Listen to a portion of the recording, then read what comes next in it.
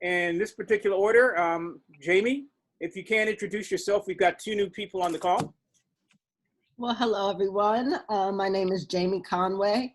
I am a professional realtor and financial planner. I'm also an adjunct professor at Long Beach City College and a serial urban social entrepreneur. Kevin brought me on a couple weeks ago, at least brought me into the conversation as a mentor. So I'm looking forward to working with everyone. Thank you, Jamie.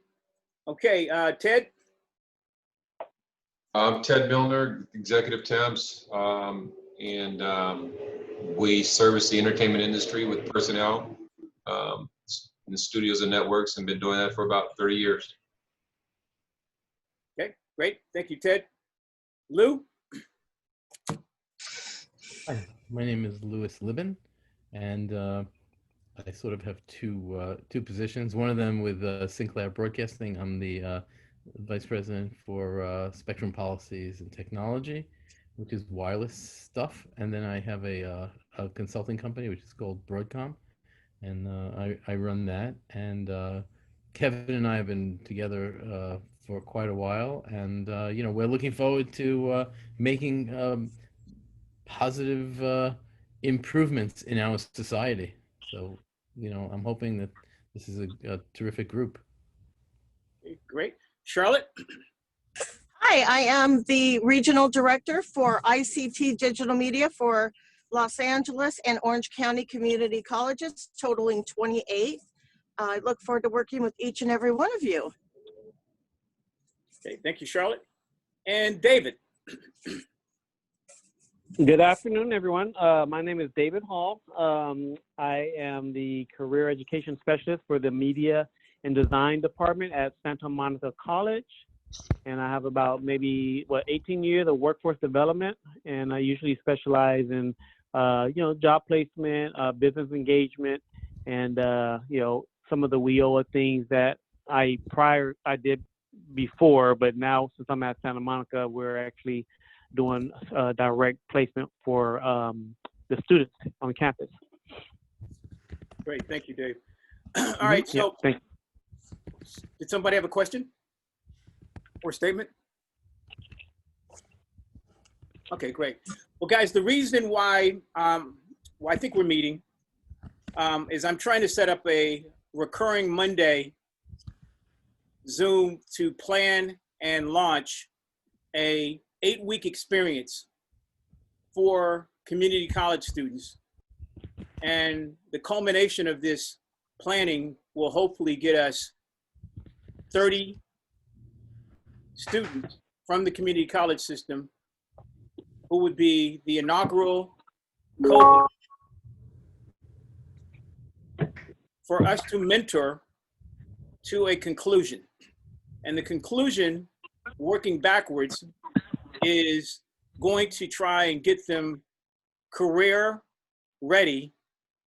And doing that through mentorship, we're going to have these 8 modules that will take on different topics, but more importantly, different problems that we believe we can provide solutions for. So the statement of purpose that we've put together thus far is a deck that everybody should have. Again, does everybody have the deck? I know, Charlotte, you should be looking at it now since you're driving. No, I looked at it before I got in the car, though. Okay, great. So that deck is our planning, our playbook for what we plan on socializing so that we can create the first or the next steps to recruiting students who could be matched up with these 8 modules. I don't have the 8 modules in the deck. I'm still recruiting mentors to do one of the modules. I believe we have one module taken care of right now by Ted Milner. And so I'm going to flip to Ted, and you don't have to describe the module, but if you can, just give us contextually how you may be able to arrive at something that will match the student's interest. Oh, and maybe let me take a giant step backward. This is really for Charlotte. Charlotte, do you have any questions, suggestions, or comment about the deck that you've seen? And it's really a draft iteration of what Dave and I came up with. No, but what I would like to see is just the 8 weeks of high level talking points. So what are we going to be focusing on? And then I hope that we'll be able to link a digital badge to that for the students. I Okay. think that's it's a win-win with it. Okay, great. So what I'm trying to pare down from a database of over 30 mentors who, schedule permitting, could do the 8-week course is to try and make sure that this group of 8 mentors, 8 modules, are not too strong, too weak, but just right for this inaugural group of students that we're trying to coach up to a conclusion. And I start by saying the conclusion would be, in a perfect world, students that would be prepared to go through a mock interview with an empaneled group of mentors who would then grade them on their presentation. And hopefully that will give us the kind of curation of students that we then could start trying to match up with real career opportunities. Obviously, these would be entry-level opportunities, unless somebody is that, compelling that they have an opportunity to match up with another career placement experience. But I envision most of these people that we're going to be meeting, if they're in the community college system, their very first job in digital media and entertainment / tech will be kind of as a entry-level position. Does anybody have any dissenting understanding of what I'm talking about? Because that makes sense. We're introducing them into a new category of employment. I'm going to work on the assumption that they've all been working part-time, as most of us always have through school, but we're bringing them into a new area that's very promising. So I don't think that's a problem. Just yeah. Well, and it's really interesting because I had one CTE instructor said that most students don't go to school to become anybody's assistant. I said, wow, okay, yeah, I wouldn't imagine many people would think of that if that is their destination. So you're dealing with you're dealing with sort of like the millennials kind of challenge that we have, which is, yes, I don't want to yes. do this. That was the point of view, I think, came from somebody who was not seasoned enough to understand. Right. Well, we're not going to solve that problem. We're going to have to, that's, yeah. I came here to run the company. Right. Well, yeah, and again, that might be part of what Ted's going to help us do, is to kind of reset some of these folks' thinking of what is an opportunity. Right. And more importantly, how do you present or submit yourself for qualification to even be mentored or coached up, so that we can either redirect or direct your focus on what we're trying to do. Yeah, I'm just gonna tell you this. I'm taking you completely into a funny story. So when I started at NBC, I started with a whole bunch of people. It was like 10 people, and we came back 6 months later. There was a shortage of people at NBC at the time. So we met 6 months after we started, and a long time ago, there was a movie. I didn't see it at the time, but I watched it because they told me about it.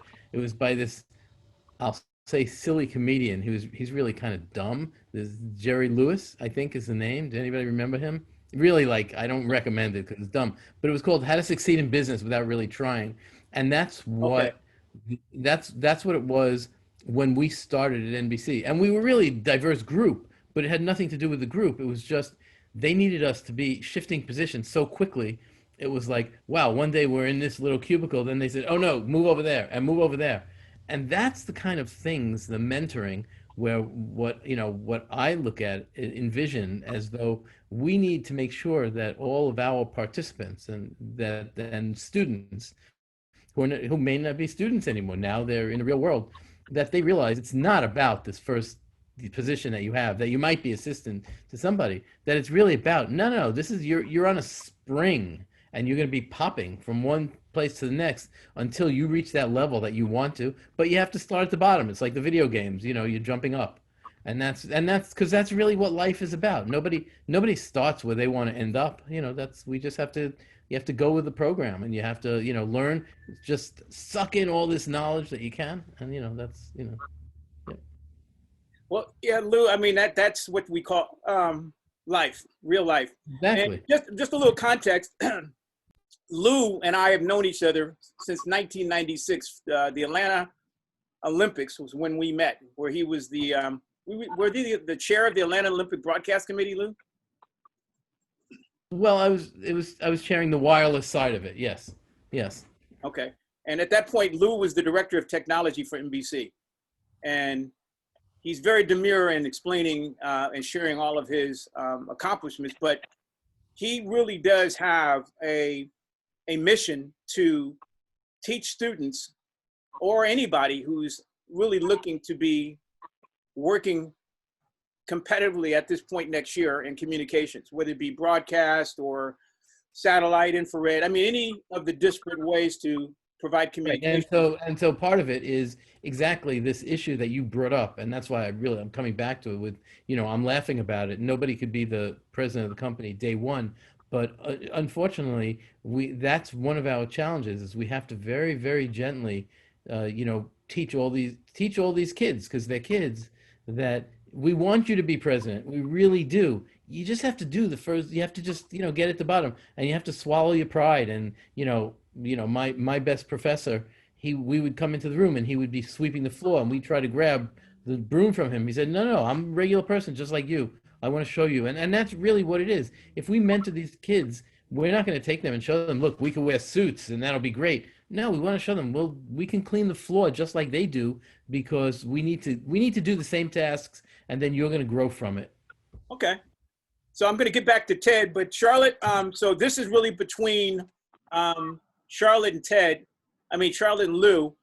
Charlotte, a little bit about your background so that so Lou knows a little bit about how to interpret some of the things that you may want to see happen from your side of the house. So if you can get a little bit of background on where you came from and some of the things that you're trying to do in your tenure as a digital section navigator.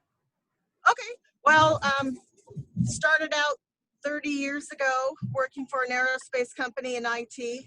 That was when the Microsoft DOS platform was just coming about. So I've been in IT for, gosh, I'm going to date myself here, but over 30 years. I worked for Electronic Data Systems for several years as a technical consultant and software engineer.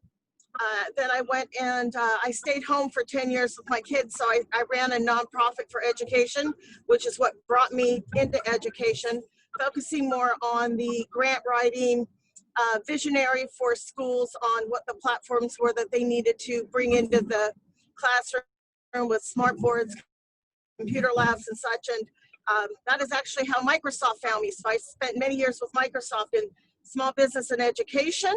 And through my dealings with Microsoft, I met several people within the college system, and they brought me in 2 years ago, and here I am. Here you are. And your Yes. challenge, and if you can, Charlotte, can you tell me a little bit about what you've experienced in this 2 years in terms of, one, your understanding of the problems that you were taking on, and some of the solutions that you've come up with in the 2 years that you've been there? They'll give us some understanding of where you sit right now. So I'll focus on the internships and employment opportunities for students. We have a lot of nonprofit partners that we work with. Some are good, some not so good, but there's a disconnect between industry and education. I like to think that I'm the glue between both. So working with education and really evangelizing opportunities for students and how to get there through, I do a lot of like pro bono work on weekends where I mentor them and give them industry insights and career paths to look at, and then ways to increase their skill sets outside of community college for those that need to ramp up quicker and get back into a living wage, and then working with industry, evangelizing the great talent they have here within Los Angeles community colleges, and work with us so we produce the quality of employee you're looking for right out of the gate, right? And then trying to determine like what's the next thing they're looking for. For me being in IT, you know, we're looking at now artificial intelligence and how that works within every sector. And then virtual, how do you work in a virtual environment? So getting the students ready with the skills to be a project manager, self-motivated. The millennials seem to have a hard time with communication and direction, and then thinking outside the box to present options and where opportunities lie. So those are some of my challenges now, but I really believe in what we're going to do, and I think it might be the right template that we could take even further and present it to my peers across the state. Okay, thank you very much, Charlotte, for kind of setting really for us a direction. I don't plan on doing anything else other than serving the need for the digital section navigators to explain their common or disparate understanding of what the needs are for the students, and for kind of a roadmap to what we can bring success, especially during these trying times. So I wanted to get back to TED, because the 8 modules that we were thinking of, and this is where I want to democratize this to help select the right 8 modules for the right 30 students. And I really wanted to start off with kind of an orientation before we start getting into the deep waters of trying to get something that could conclude into a certification or a badge. And so I asked Ted if he would start us off with what could really, again, become the culminating or 9th week, is how some of these people could be prepared to meet Ted again 9 weeks later in an interview. Because that's what he does, is he interviews people, he preps them before he takes them as clients and try to match them with a real opportunity. So I want you to, Ted, if you can, just give a little bit of a cheat sheet on what you could share with everybody about your module, and how do you see it really being impactful in setting the table for anything else we challenge these students for. Well, I'll start with a very quick, brief history. I was drafted out of Biola University by St. Louis Cardinals, so I played for 4 major league teams: the Cardinals, the Angels, the Cleveland Indians, and then one other. And then I played in Mexico, and I played for some independent teams. I can't remember all of them at one time, but I played for about 11 years, primarily in the minor leagues. And so when I finally stopped playing, my wife, who was working at NBC, came up with a concept to create an agency. On the 2nd floor in NBC, they were so frustrated with the temps that they would get that they would double up on a desk. So she's a former assistant to Brandon Tartikoff and Warren Littlefield and Grant Pinker. And she created this business, but unfortunately, when we got ready to run it, she couldn't run it because it was a conflict of interest. So I then I launched it, and we launched it, and 30 years later, we're still servicing the industry. So what we do is we primarily service them administratively, supplying administrative support to those executives, and then we moved into an executive arm of executive temps. In the past maybe 6 years, I've been teaching at some of the colleges, on about 5 different colleges advisory board on industry and employing the students, very much what Charlotte's been talking about. And most of the colleges are experiencing the same challenges, is how do we take our kids to a level where they're employable? And like Lou, we do run into the problem of students who want to be president right out of the bat, right out of the gate, they want to be president. So in my 30 years, I've have interviewed over 10,000 students, or people, not students, but people, and placed thousands in the industry, and many that are executives and EVPs. The executive vice president of NBC is a former employee of executive temps. The vice president of business and legal affairs Comedy Central, Cartoon Network, or former employees of Executive Temps. So we create that space. One of the things that I teach within in employment, primarily on 3 levels of resumes, cover letters, and interviews. Those are probably the basic, simple things that people really need to know. For the students that are coming out of college and going right into employment, they don't have any experience, so they're not really hiring them for the experience. That's the myth, that they think that they're all that and they're going to get hired because they're brilliant.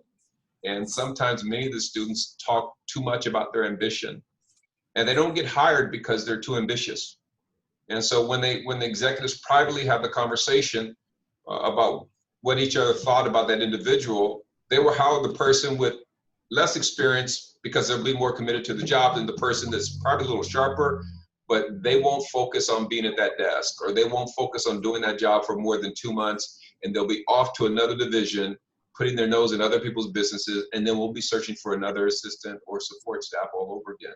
So when I go to the colleges, I talk to them about the power of humility, and I give them examples of how powerful humility is, and how what you really want in life is you really want favor. You want favor, and the best way to get favor is through humility. And I give examples of how I have ministered that throughout my life and throughout my career, and the opportunities that it presents for me. I said people get hired and people have relationships because of favor, and it happens all the time.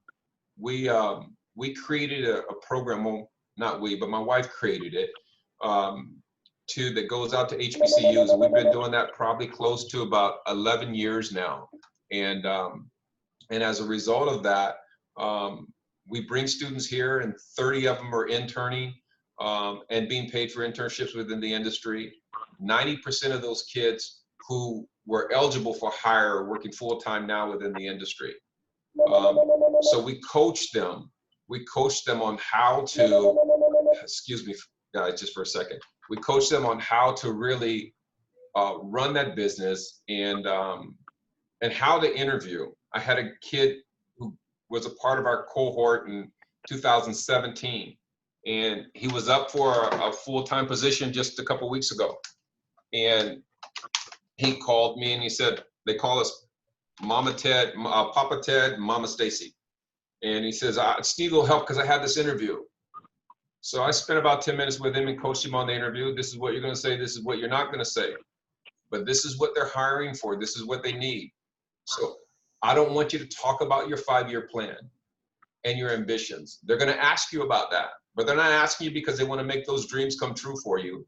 They want to ask you to see if your 5-year plan conflicts with the job that they're hiring you to do. They're never hiring you for your future. And I said, so it's not about you. They're not hiring for you. It's all about them. So you have to have a conversation about their needs, not about your future. You're going to have to touch upon your future because they're going to ask you, but they're hiring you for your needs. So we went through a couple of things. He interviewed. I got a call back from the client. They said they loved him and wanted to know, do we have any other candidates? And so I submitted another candidate. Then they called me back and they said, we're having a second interview with him.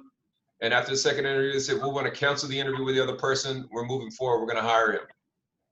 So, you know, the power of employment, what God has given us in employing people is powerful. It's powerful. And as a Black man in this industry today, I'm thankful. And I know who I am, and I know the power that I possess. Not because I'm great. I tell my wife I'm great all the time, but not because I'm great, but because I listen and pay attention. And I know who I am, and I know what we can do. We employ people. People have careers. We have families and mothers. We have husbands and wives that were working for us at the same time that have launched careers, you know, within this industry. And so the students that are at Santa Monica and the students that are at Long Beach and the students that are at other local community colleges, they just need to understand who they are and how they're being viewed. And they need to humble themselves, and they need favor. And for a long time, I thought that this generation, who was consistently frustrating me, I come to realize that they just didn't know. And the simple things like thank you, please, yes, and follow through, they just don't know. So I found myself teaching the basic fundamentals that you're like, no, they got to know that. And they don't. And they don't know how to apply it. So I talk about a lot in regards to relationships, because kids are in relationships. Boys and girls are dating. People are dating one another. So I try to give them examples of interviewing is like dating. Like you're going to get $250,000 if you're the last three of the Bachelor, or the Bachelorette. If you're in the last three, you're going to get paid. And so I curve their thinking so that they don't think it's about them. It's all about the client. And what you want to do is you want to get in. And if your passion and desire exists within NBC or within a Disney or within a Paramount Pictures, if you get in, you can get access to those things. But you're going to have to do the job that they're paying you to do. And so even when I'm talking to the clients, because I'm fortunate enough many times to talk to HR, talking to every week, and sometimes the executives are calling me directly. So if they're interviewing for support staff to the EVP of development, I've already had that conversation with that executive. I know exactly what they want, exactly what they need. So I just communicate that to the students. I tell them what not to focus on, what to focus on. If they don't land that job and they previously had an interview with HR, which they typically do, then HR will call them for other opportunities that they feel that they're good candidates for. It is HR's responsibility to put good candidates, usually about 4 or 5, before the executive. And so once you get in that loop, the value of getting that loop is just, it's just such a blessing. It's unheard of. And once you get in, you'll just keep rotating as long as you have great interviews. And eventually you will land something full time. So I would say most in closing that I'm talking about behavior and how kids are behaving and getting them to understand how they're perceived. And most of them will yield to it. I don't try to argue or debate or teach stupid. I leave stupid alone. So if you're arrogant and you don't want to listen to me, you can walk out the class. I really don't care. But for those students who really have a passion and a dream and a vision in your heart, I'll guide you through. I'm pretty good at it. Thank you, Ted. And just a little bit more context. This is for you, Charlotte. Ted, where did we meet? Oh, what? Where was it? Years ago. I think you came to my office. I think you applied or someone submitted your resume to us. Yeah, no, initially. before that. I've told that story. That was many moons ago where I applied for a job at Disney. And actually, I had a job already guaranteed, and I couldn't get past your examination, your Microsoft test. But no, we actually met, I think, at either Steve Wright was, wasn't Steve, but it was someone that was doing an event. It might have been Dan Watanabe. It might have been Dan at LA Valley College. But Charlotte, this is for you. Steve Wright told me when LA High Tech was starting to spend most of its money is that the one thing that they found, the one problem that they found in workforce development training and potentially placement is that students needed to understand the word delightful, needed to be delightful. And I found with each year that I've worked with the community colleges, that's become more important now than ever. They're losing, I don't know, each generation of student by age is getting less and less delightful. And even before that, they didn't have the ability to understand that no one's there to serve them. Even though I think they get the notion that that's what's supposed to happen. So as a mentor, you really have to be a person who listens and really extracts things from them. And if you got the information from them, they'd probably tell you things that you'd just be surprised that they're really looking for somebody to lay out the red carpet for them. And I don't know where that notion came from, but you'd be surprised how many of them really believe that there's supposed to be a pot of gold at the end of the rainbow. That's because everybody got a trophy back then. So they're living off that motto that they are all entitled, including my own kids. Yeah, and I don't know how you crack that, but I've actually had some folks from the promo pathway at Santa Monica that I've interned and have worked with me on projects, and bless their hearts, they really do believe that their fair market value is not being met unless it does come with not only financial compensation, but they have to be able to see that the destination is going to be working at a studio. And in what capacity, I don't know what they're going to be doing at the studio, but that's what they will tell me, is that they have these expectations. And this is from one of the best programs. The Promo Pathway program is probably one of the best models that I've ever seen. And I don't know that things are going to change, but through mentoring, we've got to listen to people and really find out what their expectation is, so that we can really figure out how to redirect some of that energy. And so with that, I brought Dave Hall in. He was a recent introduction from some folks at Santa Monica I've been working with, Anna Marie and Rodelia Shaw, Professor Shaw, at the digital media program at Santa Monica. Dave, can you tell us what kind of problems or challenges that you've had thus far with trying to get Santa Monica students placed, and what successes you may have had that we may be able to glean from? Okay, well, I want to thank you again for having me, and I apologize truly. For some reason, my Zoom is just not working, and I'm pretty much on Zoom like maybe 5 times out the day, Monday through Friday. We get that. We totally get that. I apologize. This technology is what it is, but I just have to excuse myself because I'm just running this second. So I really apologize. But Kevin, if you could just bring me up to date, hopefully tomorrow. I will. Appreciate it. Okay, thanks so much, everybody. Thanks, you, Lou. Okay. And so anyway, real quick, I just want to, I also have a hard stop at 3 o'clock. Okay. So real quick, I just want to, everything that Ted and Charlotte mentioned is like really pretty much what we're dealing with as well. And when you think about it, this is more of a generational thing, because my era, I'm 50 now, and back then we were totally different on how to engage and deal with people and public and employers.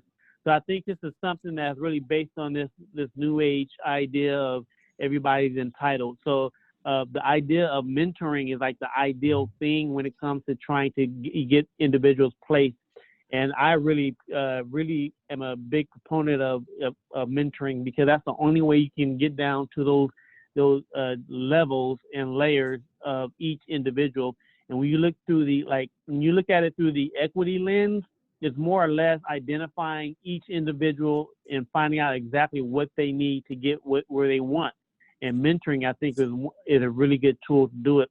But for the most part, we're having issues with just, even having the interest of looking for work. I come up with so many different job opportunities, and we're just begging students to even apply. I don't know if it's because they have a full load on campus, or they just don't have the time to do it. But, they say they want internships or, direct job placement opportunities with a living wage. But the issue is just trying to get them to even apply. And we've been doing a lot of workshops. We've been breaking in with all the faculty, trying to do group orientations, resume workshops, and mentoring examples just to kind of educate them. And some of the things that Ted and Charlotte said is like ideal. These are the things that the students need to hear on a daily basis, because their concept of employment is a little bit different from what we all maybe grew up with. So those are some of the major issues. And my goal is actually trying to break through all the faculty and capture these groups of students that are like more or less in a controlled group, so we can continue to educate them on that level. But I'm not going to give up on that. It's just really trying to get these students to identify what's important to them right now. Networking, working part-time, internship programs, all these things are going to add to their ability to apply for a meaningful job, and personality as well. Being able to look at somebody in their eye, talk to them, thank you, and use these type of soft skills that will go miles for them. But right now they're just not. I don't know. They don't get that part. So those are some of the major issues I'm getting, and there's more. But in the next meeting we can talk about that too as well. Okay, great. All right. Well, Charlotte, what we do have with 8 minutes left, I heard you say, just in summary, that we want to look at the modules and the speakers. So I will submit to you in no particular order, except for Ted's orientation, the modules that I believe will stack to a conclusion that we will find candidates who will use the left and right sides of their brains to be able to produce a portfolio and capability statements that we will then be able to put into folders so that we can make sure that they're prepared for the empaneled group of professionals to judge their presentations. And obviously the portfolio piece is something that we believe that will be transactionable. They will be able to use that as real ammunition no matter what happens. Because a lot of the things that I'm learning right now is that it is relationships, obviously, it's really your personality. But some parts of the tech part of it, with the certifications, you've got to show that you can do it. And we want to make sure that they're going to walk away with some experience in this experiential learning that they can use as transaction. So Charlotte, do you have any other suggestions or comments before we try and put these 8 modules, or the list of people and classes that we can pare down to 8? Okay, so we need to figure out too, are we using that portal method and are we having them write some type of a summary or application to get into this program, right? Right. So we have those 2 things. And then 2, I need to probably work offline with you and whomever else you feel is needed so that we can align the digital certification, right? The digital badge with that module as we go through them. Okay. Because I mean, I know a lot, but I'm the first one to say I don't know everything. So I rely on my associates, such as those on this meeting, to help me bring this to like a great template that we can duplicate, Right. and keep it going. And I have one more question, but I wanted to leave it open. Jamie, do you have any questions, suggestions, or comment before we break? I don't have any questions, but if you do need help aligning modules, I can help with that for sure. Oh, Well, great. it's aligning the modules with the digital badges. So I'll just need like more in-depth information on what you're looking for, or even have those that are teaching that module maybe watch some of these digital badges and see if it aligns with if it complements what they're trying to teach the student, right? That's Right. probably more of the approach we're looking for. And Charlotte, could you suggest, I mean, I hate to give you any more homework, but can you suggest, let's say, at least 3 certifications that you believe would be transactionable, as well as things that would be compliant to what you'd like to see done as some success for this 30 group of students, so that we can make sure we have several mentors or modules that speak to those certifications? So it depends on what we're focusing on. So think about this. Are we doing animation? Are we doing web design? Are we doing video editing? But one thing that 2 things I know for certain that everyone asks for in industry is that they come in with soft skills. So if we can get them to take some soft skills digital badging after they go through a week of mentoring with that. And then also they all need to know at least the basics of Microsoft Office, because that's the industry standard. Okay, great. Ted, do you have any understanding of what the certification could be if someone passed their Microsoft exam for becoming a client of executive temps? Because that's what I couldn't pass this examination. No. So it would be like Microsoft 365, right? So Office 365, that's the suite. So if they were able to navigate and prepare a PowerPoint, right? Right now, the PowerPoints are really click and play. So you can click on design and it'll show you 20 different designs that you could utilize. So it's no longer that long, tedious effort having to use 365 and being like most of these students right now are all virtual, right? So you can work anywhere. So being able to put things in the cloud or being able to use virtual meetings, Microsoft Teams or Zoom or Blue Jeans. There's a plethora of those out there. So being technically savvy to navigate your way through the basics. I'm not saying that you need to go and take a certification on, the entire suite, because that alone would take months. I'm talking about being able to navigate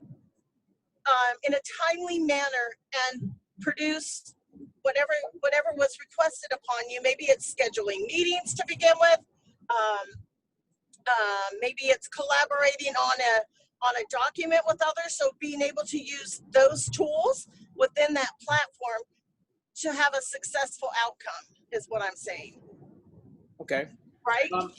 And one of the things that with the 2 minutes we have left, one of the things that I want to implement is the project-based learning, so that they not only are able to be tested and get a certification, but the project-based learning part of it is that I want each student of the 8 modules to be able to set up, to plan, execute, and then do post-production of the experience.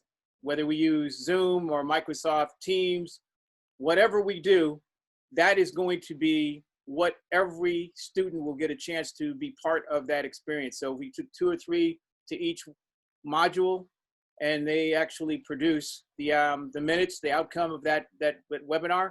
I think we'll have some measurable way to see if they're actually able to do this. And I think that that's one of the things that I need desperately as an assistant to help me with my scheduling, my communications. So any questions, suggestions, or comments before we break contact? So quickly, I think we need to identify those 8 modules. From those 8 modules, we can identify the digital badge or digital certification that will link to it. And, I'm pretty sure we'll find one for those. There's quite a bit. And then who the instructor is, and the instructor could incorporate that into their presentation to the class. Okay. Okay. Anybody else with any last questions before we break? No. Okay, yes. Thank you again for joining us. So I'm going to be, I have a Google Doc that I'm going to send out regarding the deck and all the things that we can bring to bear for the modules and the speakers. And again, this will allow us for next Monday's meeting to come up with something to share with Charlotte. And there we go. All right. Thank you, guys. Thank you, Kev. All right. Thank you. Bye-bye.